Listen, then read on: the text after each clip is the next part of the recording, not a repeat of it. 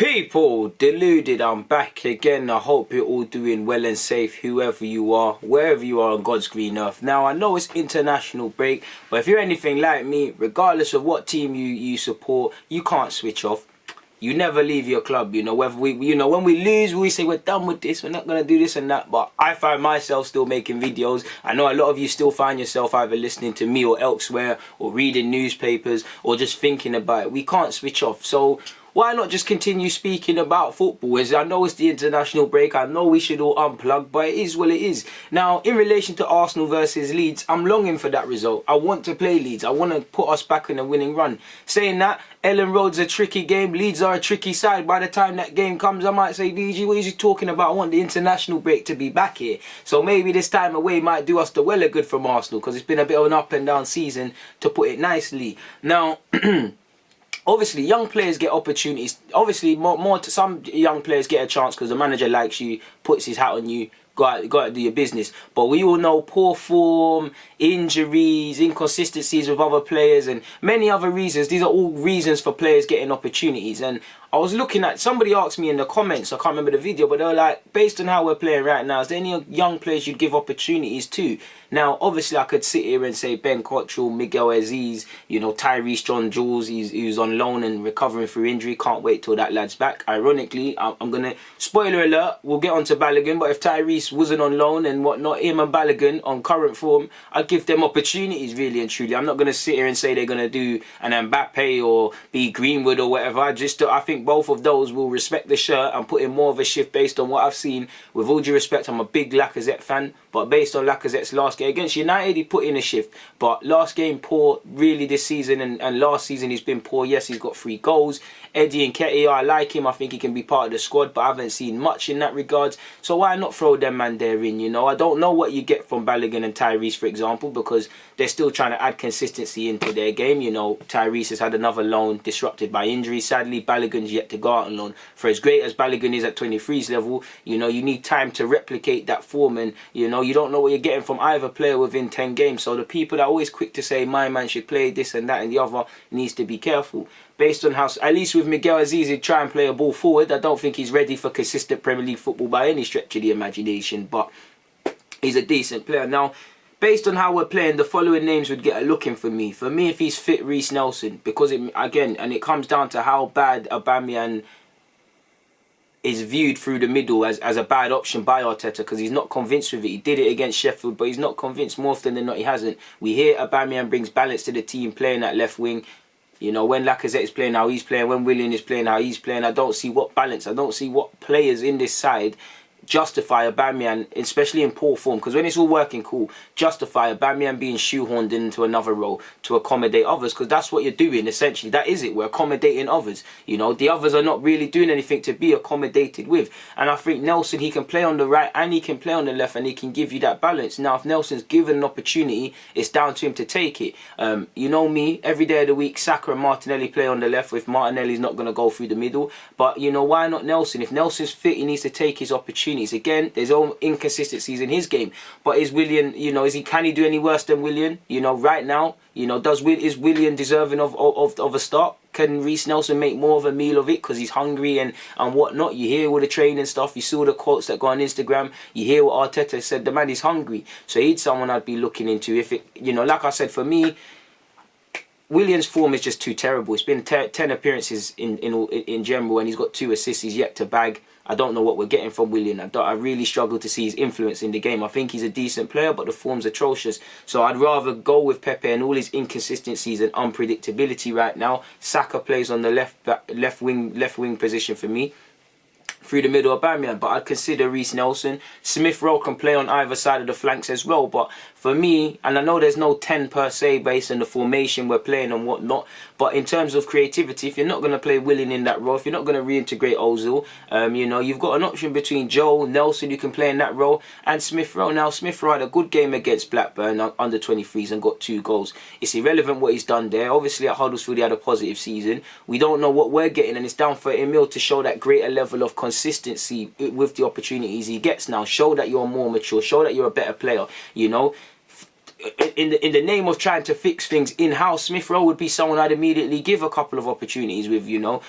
just to see what he can do. If he doesn't show his level, then January we have to revisit this situation. And right now he's still recovering from injury and whatnot. And you want to see Smith-Rowe kick on, man. Smith-Rowe, based on how he played for Huddersfield in this, I want to see kick on into the under-21 setup in England now. And join Nelson, who's not in it because of injury now, and Joe, who's been dropped, and, you know, former teammate Josh De Silva, and, you know, kind of your teammate, well, you're not a teammate, but one of your brethren from just playing football and from South London in Hudson-Odoi and whatnot. I want to see him kick in there. He's only going to be able to do that by staying fit, but if fit, he's someone I'd give opportunities through. So I've said Nelson and Smith-Rowe. Saliba as well. I think David Luiz is needed for Gabriel right now in the short term. I think David Luiz has had terrible games. He's also had good games. I think David Luiz should have played against Aston Villa. I want my defenders to defend, but he's one of the only footballers in our 11 that wants to try and pick out a Aubameyang and try play a difficult pass.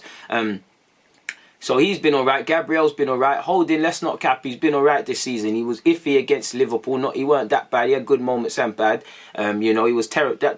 Well, we have to call it. He was good against United, but we have to call a spade a spade. He, like a number of players, terrorised against Aston Villa. You know. I would want to give Saliba opportunities, because the more you blood him in now, it is what it is. But I'd say saying Saliba isn't really off the back of what I'm seeing this season, because I won't say we've been solid defensively, we've been okay. So it's just because it's Saliba, I want to see him play, I want to see him developed, and ultimately, and these sort of things there. So I'd throw Saliba, but Smith-Rowe Nelson is a direct consequence of answering the question that was in my comments, and answering based on what I'm seeing over these 8 or so games that we played so far. Nelson can't do much worse than Willian in a wide position, in my opinion, based on what I've seen. Smith-Rowe again, you know, whether it's, even though Willian's been poor, Willian in the 10, which isn't going to happen. Ozil reintegrated, which isn't going to happen. Joe Willock at this point, you know, I don't think he's a 10, but at this point, you know, I'm not seeing any creativity, so I'll cry for any creativity. Which brings me on to Joe Willock. Now, for me, Joe Willock is a box-to-box option. I don't think he's a first name on the team sheet. I do think he's going to need to start showing some progress. But when you got games like Aston Villa, just based on Joe Willock's skill set, people, and, you know, could it be worth making him a box-to-box man, someone that could be partnered with Partey? Because, you know, Joe, he's got a lot of inconsistencies, he's got a lot of rough edges, but he wants to try and get forward. I'm not saying he's the perfect player, just because he's the only player that will make that run in. So, you know, with all due respect to El Nene's done his thing, but, you know, a game like Villa, I said to start El Nene and Partey, but looking at it, is it worth starting it? Because you've got Partey who can do what El Nene does. Do you need two of them? You know, El Nene can pass the ball forward. Is he necessarily an expansive passer? Why is he there, sort of thing? Do you get it? Joe Willock's not the best of passers and whatnot, but I'm just looking at the energy and the dynamism, because I think we lack that in midfield. My first choice, yeah, so Smith-Rowe and Nelson would be the ones I'd immediately be getting choices. I'm looking at Nelson if these midfielders don't pattern up and we're not going to bring one in. For me, Balogun, like I said, there's a lot of sensationalism around young players, especially young strikers. There's a lot of people that haven't watched Balogun that declare sort of conclusions about him. The same energy man are praising him, but the same man are going to say other things. It's happened over many players. Nelson's got it, Joe's got it, Hudson-Odoi, who I mentioned earlier, got it at Chelsea. Balogun needs a chance. I think he needs a chance. Again, I don't know. You don't know what you're going to get from 5 to 10 games. There'll be games he might score, games he'll be anonymous. You know, you need a chance to get. You need to be given experience to get experience. And this is why I'm saying, if I'm him, I'm trying to leave Arsenal permanently if they're not trying to include me. Because I think even against Blackpool, he battered them up. He's of the stage where he needs to be in an environment where he's going to get men's football, play against centre-half stronger than him, quicker than him, people he can't outpace, outstrength, outskill, you know, times where he has to think, you know. There's you know, these are the things he needs to get on. And I think based on how the current strikers are playing, you know, I'm not saying play Balogun ahead of Aubameyang. My first choice is Aubameyang through the middle. The way Lacazette's been moving last game, and in general, excluding the 3 goals he's bagged and a good collective performance, no goal, but a performance against United. You know, what's going on? I like Eddie, but Eddie's a squad player. He isn't necessarily shown me he can be clinical in this at this level. He showed me some positives. He showed me some question marks. So, you know, if you've got inconsistencies with Eddie, you've got an underperforming Lacazette, you're not going to play Aubameyang through the middle. Not Joe Willock, sorry, who's actually played as a false 9 as well as Willian.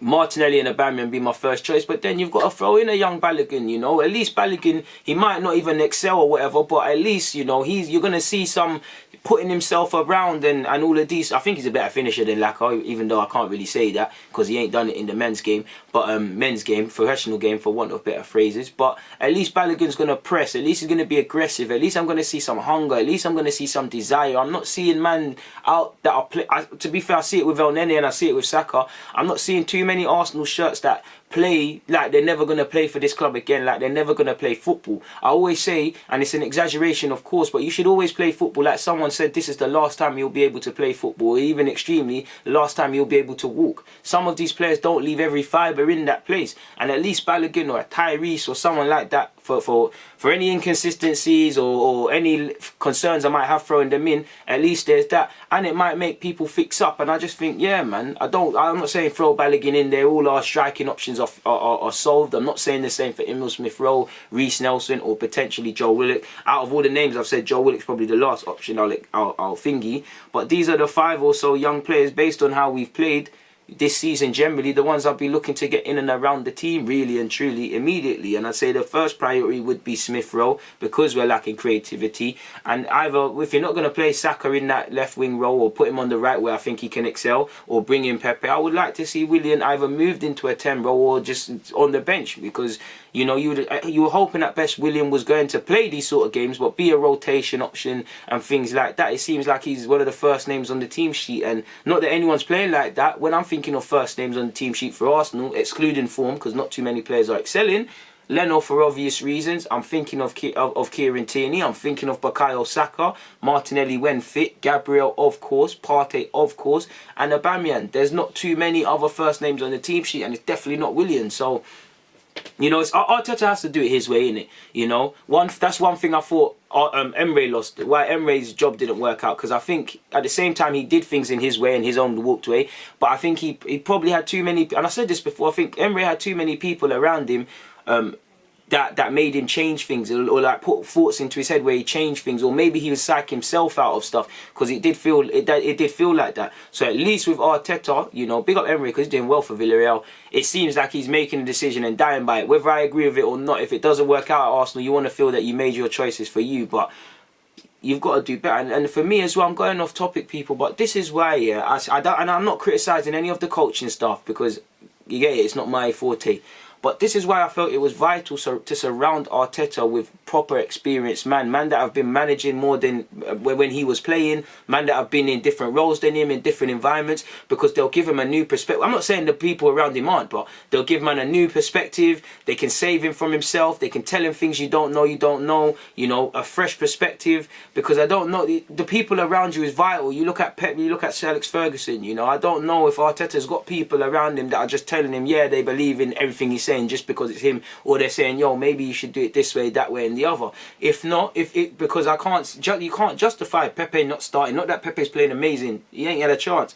You know, you can't really justify Aubameyang balancing the team playing left wing when we're not doing what we need to do up front. You know, you can't. There's a lot that can't be justified, and other people around him telling him this, are they being honest with him? I don't know, people.